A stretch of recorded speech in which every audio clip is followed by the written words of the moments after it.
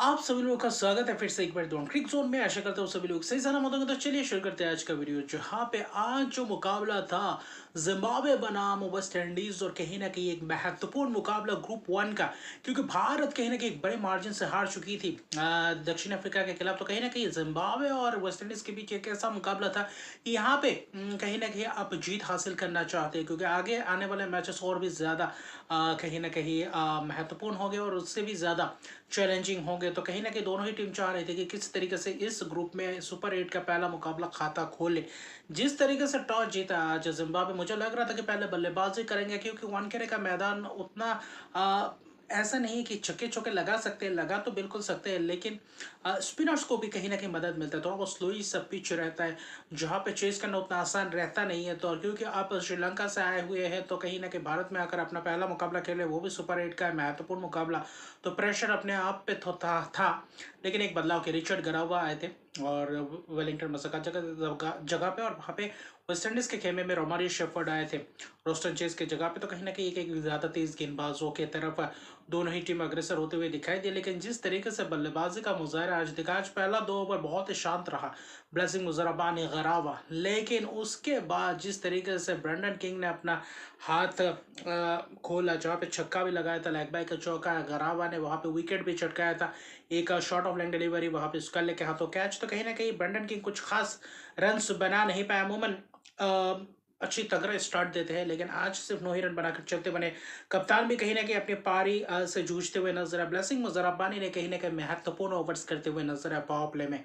और उसके बाद रिचर्ड गरावा, कहीं ना कहीं आपके हेटमायर आते हैं। हेटमायर ने जिस तरीके से चौकों की बौछार की पावर प्ले में, एक लाजवाब शुरुआत, फिर ब्रैड इवंस को चौका लगाते हैं कहीं ना कहीं शे होप, और फिर शे होप का विकेट गिरता है और शे होप कहीं ना कहीं कैच दे बैठते हैं, और जहाँ पे मिड विकेट के हाथों वो कैच दे बैठते हैं। हालांकि 2 विकेट थोड़ा बहुत जल्द गया था, उतना भी जल्द नहीं, लेकिन ठीक ठाक परिस्थिति में गया था। लेकिन वही पावर प्ले के आखिरी ओवर ब्रैड इवेंस ने बेहतर, मैं कहूँगा, ठीक किया था। लेकिन उससे पहले एक चूक हुआ था, जो शिमरन हेटमायर का वो कैच था डीप स्क्वेले के हाथ, और मुसेकी हुआ जो जबरदस्त कैच पकड़े हुए थे श्रीलंका में ग्रुप पर्व में। और वहां पे आज इस महत्वपूर्ण मैच में महत्वपूर्ण कैच हो रहा, जो कि एक अच्छी खासी फॉर्म में लगे हुए थे शिमरन हेटमायर। 9 रन पे उनको जीवनदान मिला और उसके बाद पलट कर दिखाई नहीं। पावर प्ले समाप्त तो 55 रन के करीब बने, 2 विकेट, और वहां पे कौन था? रोबमन पावेल, शिमरन शिमरन हेटमायर, दोनों तगड़े बल्लेबाज, T20 फॉर्मेट के जाने माने खिलाड़ी। और जिस तरीके से बल्लेबाज किया, जहाँ पे ग्रेम क्रीमर की बात करी यार, सिकंदर अजहर कप्तान आज खासा महंगा रहा, और जहाँ पे शिमरन हेटमायर ने बैट के जो मिड विकेट स्क्वाले के तरफ जो डायरेक्शन दिखाया गेंद का, वहाँ पे जो छक्का लगाया ग्रेम क्रीमर, फिर सिकंदर आजा को वो 3 छक्के, और ये 2 ओवर ने जो 37 रन है, उसी 2 ओवर ने कहीं ना कहीं मोमेंटम पूरी तरीके से वेस्ट इंडीज के पक्ष में लेकर गए। और वहां से फिर कहीं ना कहीं वापसी करना मुश्किल होगा जिम्बाब्वे के लिए, क्योंकि वहां पे सिकंदर आजा को छक्के पे छक्के लगा रहे थे, चौके भी लगा रहे थे आपके रोबमन पावेल, थोड़ा बहुत शान दिख रहे थे। लेकिन ग्रेम केमर पहला ओवर करने के बाद थोड़ा बहुत वापसी करने का मौका मिला था। लेकिन ब्रैड एवंस जब आए और 11वें ओवर के बाद, वहां पे रोबमन पावेल ने भी एक छक्का लगा, शिमरन हेटमायर, दोनों तरफ से प्रहार होता हुआ दिख रहा था। डियान मायर्स को भी दिया था, एक छोटे विकल्प का भी इस्तेमाल किया था, वहां पे भी चौके और छक्कों की बौछार हुई, जहां पे रोबमन पावेल तगड़े बल्लेबाजी करते हुए नजर आए। वहां पे हेटमायर ने उससे पहले लगाया था, तो उसके बाद रोबमन पावेल। तो 12वें 13वें ओवर से तो रोबमन पावेल ने लगाया, ब्रैड एवंस को छक्के और चौकों की बौछार किया। 15वें ओवर तक जबरदस्त वहां पे ग्रेम क्रीमर को छक्का लगाया, और फिर कहीं ना कहीं शिमरन हेटमायर आउट, एक स्लो डिलीवरीज का शिकार हो गए वहां पे स्कले के हाथों कैच। उससे पहले भी एक और कैच छूटा था 71 रन पे, लेकिन 85 रन बनाए, तगड़े बल्लेबाजी के, सिर्फ 34 गेंदों में 85 रन, 7 छक्के 7 चौकों के मदद से। वहां पे रोबमन पावेल के साथ 122 रन की करीबन पार्टनरशिप था, और बहुत ही बड़ा पार्टनरशिप। और मिडिल ओवर्स में कुल मिलाकर 124 रन जोड़े, और जो कि इससे बड़ी और मिडिल ओवर्स में यूटिलाइजेशन क्या कर सकते थे। और आखिरी 5 ओवर में भी वही दर्शाया। शेफर्ड रदरफोर्ड आए, वहां पे रोबमन पावेल का तगड़ा बल्ला बोलता हुआ दिखाई दिया था। ब्लेसिंग मुजराबानी हो, सिकंदर आजा हो, करारा प्रहार, वहां पे चक्के और चौकों की बौछार होते हुए नजर आए, यानी कि बाउंड्री हिटिंग जबरदस्त दिख रहा था। रोबिन पॉवेल तो तगड़े खड़े खड़े जबरदस्त और लंबे लंबे चक्के लगाते हुए नजर आए। हैटमैन ने भी 100 के ऊपर मीटर का छक्का लगाया था। तो कहीं ना कहीं शेफर्ड रदरफोर्ड भी नजकत दिखाते हुए नजर आए, तो कहीं ना कहीं पावरफुल पॉवेल भी। लेकिन ब्लेसिंग मुजराबानी आते ही रोबिन पॉवेल का विकेट गिरता है। फिर ब्रायन बेनेट वो कैच पकड़ते हैं, मुसकीवा कैच पकड़ते हैं रोबिन पॉवेल का, और 59 रन की एक शानदार पारी खेल के अपना वहाँ पे इनिंग्स खत्म होता है। लेकिन उसके बाद एक पारी वहाँ पे रदरफोर्ड शेफर्ड रदरफोर्ड और रोमारियो शेफर्ड की एक पारी जहाँ पे छक्के की बौछार हुई, जहाँ पे रिचर्ड गरावा के ओवर में 2 छक्के लगाए, फिर वहाँ पे भी विकेट गया। फिर आखिर में होल्डर आते हैं, होल्डर भी कहीं ना कहीं तगड़ा प्रहार करते हुए नजर आते हैं, और कहीं ना कहीं शेफर्ड रदरफोर्ड भी जबरदस्त छक्के लगाते हैं। ब्लेसिंग मुजरबा ने आखिरी ओवर में 2 छक्के लगाकर होल्डर विकेट गया। तो शेफर्ड रदरफोर्ड भी जबरदस्त रहे। 13 गेंदों में 31 रन की नाबाद पारी, जहाँ पे 21 रन मारे शेफर्ड 3 छक्के की मदद से। होल्डर ने भी कहीं ना कहीं 4 गेंदों में 13 रन। तो बहुत ही उम्दा किस्म की बल्लेबाजी दिखा। आखिरी 5 ओवर में भी 75 रन के करीब जोड़े और 254 रन, यानी कि दूसरा टी20 विश्व कप का ये दूसरा हाईएस्ट टोटल है जो कि आज हासिल किया है वेस्ट इंडीज ने। और इस विश्व कप का सबसे बड़ा टोटल जो 254 बना 6 विकेट के नुकसान पे। 2-2 विकेट तो मिले ब्लेसिंग मुजरबा ने गालाबा को। ब्लेसिंग मुजरबा ने पावर प्ले में जबरदस्त गेंदबाजी किया, लेकिन मिडिल ओवर्स में आज वैसे ही चूका जो भारत ने कल चूक किया था। जिस तरीके से मिडिल ओवर्स में प्रहार हो रहा था, वहां पे आपको गरावा या मुजरबानी को लाना चाहिए था ताकि एक थोड़ा बहुत मौका मिले विकेट चटकाने का। वहां पे कहीं ना कहीं वही डियन मायर्स वहां पे क्रेमर वहां पे राजा के साथ ही गेंदबाजी करवाते दिखाई दिया, और वहां पे कहीं ना कहीं फंसते हुए दिखाई दिया। लेकिन जिस तरीके से बल्लेबाजी का मुजाहरा देखा, उम्दा किस्म की बल्लेबाजी, और कहीं ना कहीं वहां पे खास तौर पे देखे तो अ, अ, 17 18 19 छक्के लगाते हुए नजर आए इनिंग्स में। कहीं ना कहीं इस मैच में भी 30 छक्के लगते हुए नजर आए। तो जॉइंट हाईएस्ट टोटल है जो आयरलैंड और नेदरलैंड के बीच हुआ था 2014 के टी20 विश्व कप में। जिम्बाब्वे ने भी वही छक्के की साथ शुरुआत करते हुए नजर आए। मारू मानी ने कुछ तगड़े चक्के चौके लगाए थे। शुरुआत अखिल हुसैन और कहीं ना कहीं आपके मैथ्यू फॉर्ड के साथ शुरुआत किया था। अखिल हुसैन के चौका लगाया, छक्का लगाया बेहतर अंदाज में, वहाँ पे कैच भी छूटा था। मरुमा ने ब्रायन बेनेट इस विश्व कप में अपना विकेट गंवाया नहीं, लेकिन आज अपना शॉट्स लगाते हुए अपना विकेट गंवा बैठे।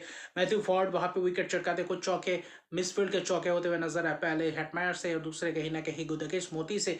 लेकिन वहां पे पहले ही 2 ओवर में कुछ चौके उनके बौछार होते हुए नजर आ रहे थे। वहां पे 14 रन मरुमानी तगड़ा दिख रहे थे, लेकिन कहीं ना कहीं मैथ्यू फॉर्ड आते हैं टॉप एज, वहां पे थर्डमैन के हाथों कैच, और उसके बाद विकेट्स गिरने का सिलसिला। अकील हुसैन आते ही 2 विकेट्स उस ओवर में। ब्रायन बेनेट का विकेट, क्या खूबसूरत वो बोल्ड किया। फिर कहीं ना कहीं रॉयन बर्ड, शिमरन हेटमायर स्क्वायर लेके हाथों कैच। तो कहीं ना कहीं बल्लेबाजी अगर थोड़ा बहुत लड़खड़ाते नहीं, पावर प्ले में थोड़ा बहुत समय देते, तो शायद इस कहीं ना कहीं बीच में रन्स था, वहां पे तगड़े प्रहार कर सकते थे, आखिर तक क्लोज जा सकते थे कुछ हद तक।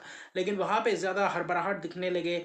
वहां पे आपके डियान मायर्स ने कुछ जबरदस्त आक्रामक शॉट और कुछ दर्शनीय शॉट्स लगाते हुए नजर आए। कप्तान सिकंदर रजा के साथ मिलकर ज्यादा बल्ला घुमाते हुए दिख रहे थे। अकील हुसैन को भी चौके छक्के लगाए। डेयन मायर्स ने एक छक्का लगाया था एक्स्ट्रा कवर के ऊपर से। मैथ्यू फॉर्ड को बेहतर छक्का लगाया था। लेकिन पावर प्ले जब खत्म हुआ, गुदाकिस मोती आते हैं, गुदाकिस मोती की जबरदस्त टर्न देखने को मिलता है। पावर प्ले में करीबन 47 रन के करीब बनते हैं, 2-3 विकेट्स गंवाते हैं। लेकिन वहां पे एक छोटी सी पार्टनरशिप जो डेयन मायर्स और आपके सिकंदर रजा के बीच हुआ था, लेकिन उसके अलावा कुछ खास पार्टनरशिप वहां पे दिखा भी नहीं।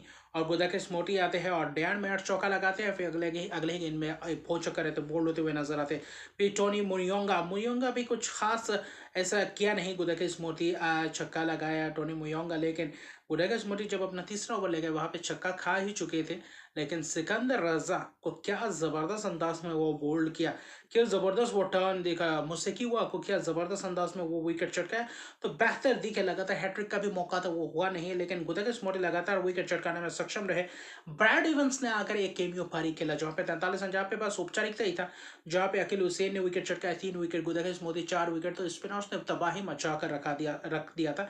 लेकिन आखिर में ब्रैड इवंस ने कुछ दर्शनीय शॉट, कुछ छक्के लगाया। गारावा ने भी एक छक्का लगाया। वहां पे जेसन होल्डर को तगड़े 2 छक्के चौके लगाते हैं, कुछ स्कूप शॉट, कुछ लॉन्ग ऑन के ऊपर से स्क्वायर लेग, और कहीं ना कहीं फालने के ऊपर से छक्का। तो ब्रैड इवंस ने कुछ केमियो पारी के लिए वो थोड़ा बहुत पहले आते तो और ज्यादा आक्रामक पारी खेल सकते थे। और वहां पे और थोड़ा बेहतर बल्लेबाजी कर सकते थे। भले ही 147 बॉल आउट हो गए 17.4 ओवर में, जहाँ पे 43 80 पे 21 गेंद में जहाँ पे 5 छक्के लगाए थे ब्रैड इवंस ने, और इस मैच में 30 छक्के लगाए, तो जॉइंट हाईएस्ट छक्के की भी टैली में है, जो आयरलैंड और नीदरलैंड के बीच मुकाबला हुआ था 2014 के T20 विश्व कप में। तो इस विश्व कप में भी 30 छक्के लगाना इतना आसान नहीं है, और कहीं ना कहीं एक और बड़ी जीत। Akeal Hosein 3 wicket, Matthew Forde 2 wicket, Gudakesh स्मृति 4 ओवर 1 मिनट 28 रन 4 विकेट, वहां पे अखिल हुसैन भी 4 ओवर 1 मिनट 28 रन 3 विकेट।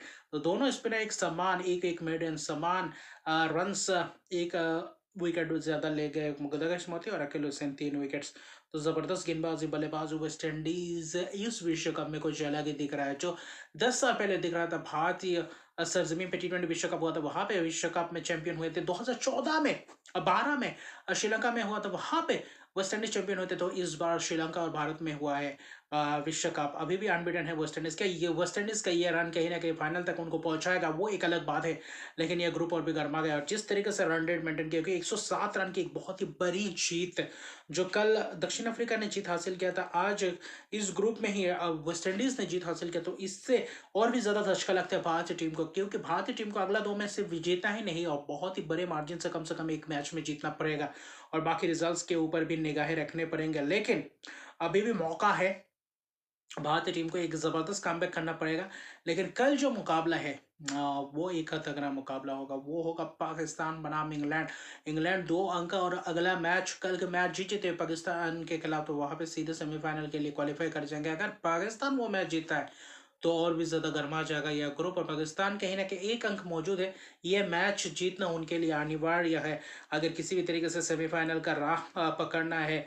और यह मैच किसी भी तरीके से, यह मैच क्योंकि यह मैच कैंडी में है और बारिश का अमूमन असर रहता है, और करने में ही कहीं ना कहीं पाकिस्तान, माफ कीजिएगा, श्रीलंका को इंग्लैंड ने हराया था। तो क्या इंग्लैंड इस परिस्थिति का किस तरीके से सामना करेंगे, पाकिस्तान के स्पिनर्स, कितने स्पिनर्स कारगर साबित होते हैं इस मैच में, वो देखने लायक बात होगा। क्या इंग्लैंड को टक्कर दे पाएंगे, या फिर पाकिस्तान कुछ अलग ही अंदाज में निखर कर आएंगे इस मैच में। और इंग्लैंड क्या उस मैच से कुछ आत्मविश्वास भरा होगा कि इस मैच में भी वही कुछ प्रदर्शन दोहराएंगे जो पिछले मैच में किया था। क्या बटलर सॉल्ट का बल्ला बोलेगा, क्या उनके गेंदबाजी वही लाइन लेंथ, वही सटीक गेंदबाजी करेंगे जो श्रीलंका के खिलाफ किया था। वो पिच खेलेगा कि नहीं, वो एक देखने लायक बात होगा। उस पिच में होता है कि नहीं, पिच कैसा खेलते वो भी एक देखने लायक बात होगा। क्या बारिश का असर है या नहीं, वो भी एक देखने लायक बात होगा। लेकिन बहुत ही महत्वपूर्ण मुकाबला कल का मुकाबला, और ये सुपर 8 के दोनों ही ग्रुप जबरदस्त मुकाबले। अभी तक जो मैचेस हुए सुपर 8 के, तगड़े मैचेस होते हुए दिख रहे हैं। तो अभी के लिए इतना है। अभी तक मेरे चैनल को सब्सक्राइब कर दीजिए, मेरे चैनल को सब्सक्राइब कर दीजिए, लाइक शेयर कमेंट जरूर कीजिए। तब तक के लिए गुड बाय।